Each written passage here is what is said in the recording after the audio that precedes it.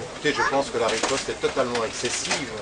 Je pense qu'il y avait infraction ou non lorsque la jeune fille conduit et donc elle a été arrêtée. Après on dit que c'est pour des questions de visibilité, donc il faut aller poursuivre sur cette question-là. Mais le mieux aurait été juste pas de ne pas envenimer et faire de la surenchère sur cette affaire-là et de virer vers quelque chose qui va consister à quelque chose qui est un précédent extrêmement fâcheux, c'est-à-dire de poser la question de savoir si on lui enlève ou non la nationalité.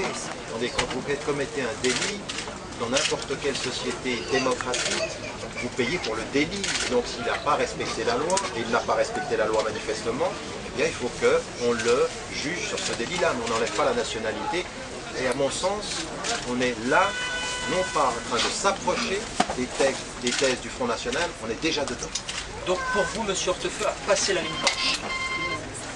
Oui, je pense que c'est totalement excessif, que c'est une réponse totalement inappropriée et qui a des fins strictement politiciennes. Je pense que c'est excessif, dangereux, tout à fait mal à propos.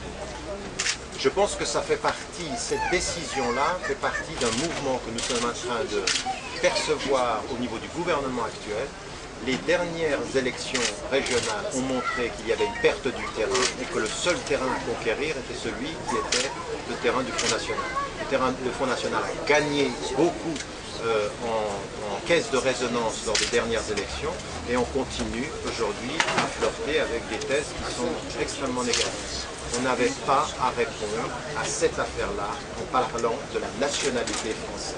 Il fallait juger d'un délit. Ce délit, il fallait que le jeune homme en question paye pour son montrer. Le bon exemple, c'est la communauté musulmane de Nantes. Tous ceux que j'ai rencontrés avec lesquels j'ai parlé sont tout à fait au clair sur le fait qu'on essaye de manipuler une histoire et d'en faire une affaire nationale. Ils sont tous au fait. Mais ils ne vont pas rentrer dans la provocation. C'est-à-dire qu'ils ont l'intelligence citoyenne nécessaire de dire à M. Hortefeux, nous ne sommes pas dupes, mais nous ne réagirons pas autrement que comme des citoyens. Les élections parleront. Est-ce que vous pourriez préciser quelle est la position de l'islam par rapport à la polygamie?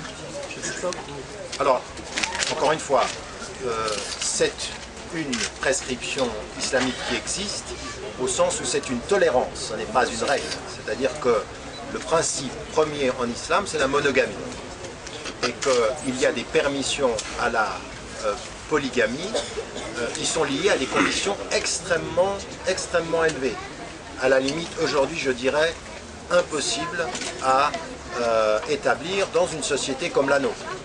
Mais plus que cela, l'islam par rapport à la polygamie vous dit que comme c'est une tolérance, vous respectez le pays, la loi du pays où vous êtes.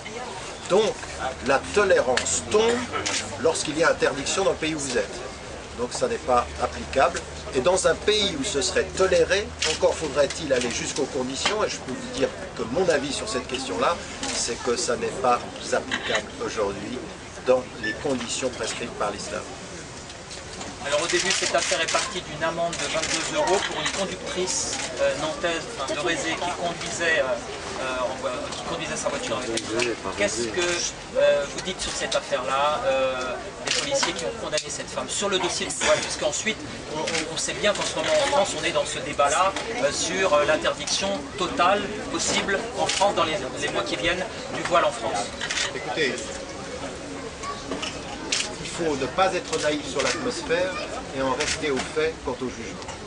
Ne pas être naïf quant à l'atmosphère, c'est que si on n'avait pas parlé de la burqa de la façon dont on en a parlé, et l'atmosphère qu'on a entretenue depuis 6 mois dans ce pays, elle n'aurait sans doute pas été arrêtée.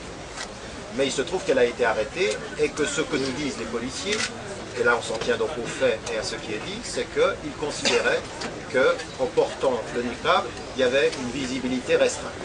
Et donc moi je m'en retiens à ce jugement-là. Je dis d'accord, alors qu'on nous dise vraiment, policiers à l'appui, avocat à l'appui, est-ce que c'est vraiment un problème de visibilité? Est-ce qu'elle a un problème de visibilité? S'il y a un problème de visibilité, au nom même de la loi française sur la sécurité, mais même du principe islamique, elle ne doit pas le porter si ça l'empêche de bien voir.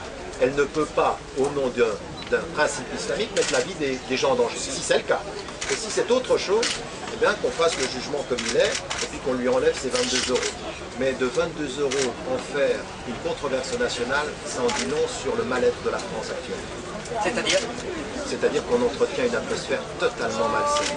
Le débat sur l'identité nationale, ce faux débat sur la burqa, cette compétition entre M. Copé et M. Sarkozy qui nous présente finalement un deal entre eux pour nous présenter une loi d'interdiction totale est absolument pas raisonnable. On n'est pas du tout dans le débat national raisonnable. On est dans l'instrumentalisation, la surenchère. Et je peux dire une chose, on l'a vu aux dernières régionales, c'est finalement le Front National qui fait son peur de ce désastre.